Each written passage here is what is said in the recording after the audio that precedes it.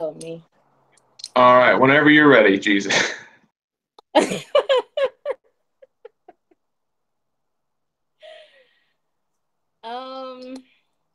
Hi you guys. I don't know what I'm saying hi, but I want to talk about one of my dream jobs, which is being an entrepreneur. I've always wanted to be, my own boss because it gets really frustrating working for someone else, worrying about, clocking in and clocking out, them not paying you enough or them forgetting to pay you. It's just really annoying. So when you really think about it, you're just like, okay, it's a lot of paperwork, a lot of stuff that you have to go through, but it's really worth it because can you imagine just sitting at your house, drinking coffee or whatever you want to drink and just still making money and you can hire someone else to work for you. It's just all the stuff that I think about, and I'm just like, okay, I want to be an entrepreneur because it's just a lot of good stuff that comes with it. Um, because I remember, at Schumacher when I used to work there not too long ago, I told my manager, "Hey, can you clock me in, please? Because I forgot to clock in." Mind you, I told him that around, I believe, 8 o'clock, 9 ish. Then he clocked me in at 9 o'clock, and I was like, "Excuse me, I've been here since 7 o'clock." Like, mind you, don't play with my hours, don't play with my money, because I'm working for you, So it's just like, I don't know. It's just I've always wanted to, tell someone, hey, this and that, etc. I don't want to be that bossy, but I want to be somebody else's boss too. I don't know, but yeah, that's kind of it. You guys have Okie any? dokie. Mark, you ready? Faith, don't be fake. That was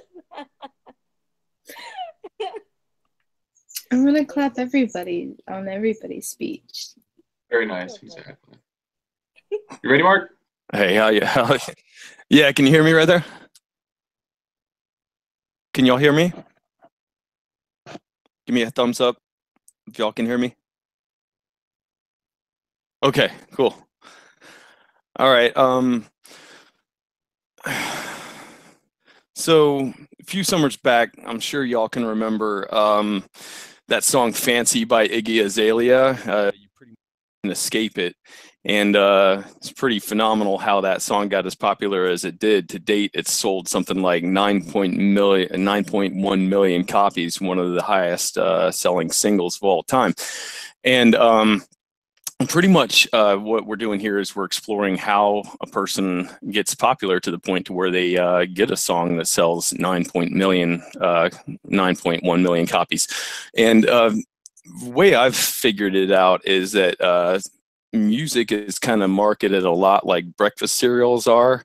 And it's a comparison I've been making ever since I moved back to the United States in 1999. I come back and the music landscape had been changed. I had been out of the country for a couple of years, and all of a sudden Limp Bizkit's popular, more popular than Alice in Chains and Soundgarden. Really ridiculously weird as far as from my perspective. And that's when I kind of stopped listening to music and just kind of trying to how music gets popular in general. In order to do that, here's what I want to show you guys. Take a trip back to 1986 here. This here is the band Poison. They came out with an album called Open Up and oh wait, no, that was Look What the Cat Dragged In. That same year, Metallica came out with Master of Puppets. Now, one of them has gone on to be very, very successful album. The other is not. The one that went on to become very successful album actually introduced into the Library of Congress as significant would be the Metallica album, which in 1986 wasn't getting any promotion at all. Poison, on the other hand, was getting a ton of promotion.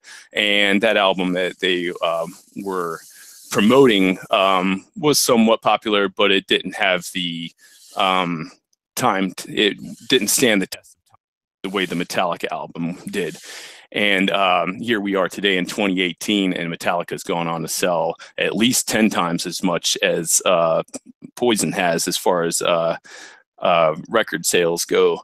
And it's like, well, when you look at that, how is it that Poison was promoted in the first place and Metallica was not? Now, we all know who Metallica is now, but back in 1986, if you'd asked me who they were, I would have thought, hey, I don't know who they are. Those are a bunch of devil worshiper guys. I'm not interested in them.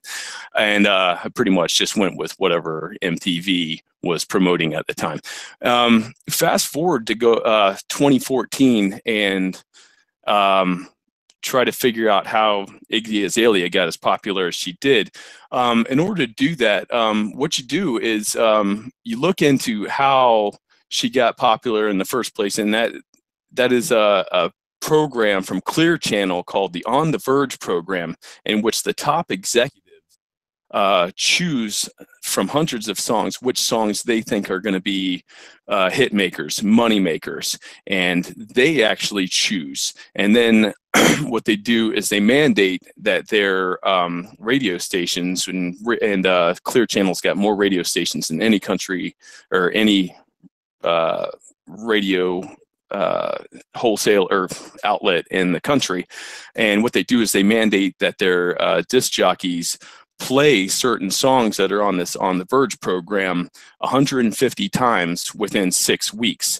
And Iggy Azalea's Fancy song was chosen as one of those songs. So that kind of explains why in the first place that song was just inescapable when it came out. And how it got to 9.1 million in sales, I can't explain that. I think that's more like speculation. That would be more speculation, be more appropriate for a persuasive speech. But anyways, the whole point is what is popular musically speaking is not necessarily always the best. And again, I'm not on the Metallica bandwagon, but I use them as an example because when you compare Iggy Azalea to Metallica in the same way that you did Poison back in the 1980s, Iggy Azalea is no longer touring because she's not as popular as she was in 2014. Meanwhile, Metallica, they just played at the Hard Rock Casino down in Fort Lauderdale in July of last year, and ticket sales were something like 35,000 to 45,000, something like that. By comparison, Katy Perry will only fill a stadium with, like, you know, anywhere between 6,000 and 15,000. So you just got to keep that kind of stuff in perspective. And I'm not trying to persuade you that older music or Metallica is better, but just trying to illustrate some points that there's more at play when it comes to selecting what is going to be on your TV or on your radio. And that concludes my my speech. Thank you very much.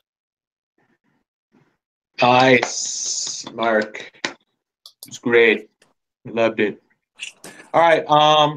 I'll save both of the files. I'll let them process, and then I'll email it. The first one will be me and Faith, and I'll send that to me and you. And then the second one will be Gia and Mark, and then we're all good to go. Okay, awesome.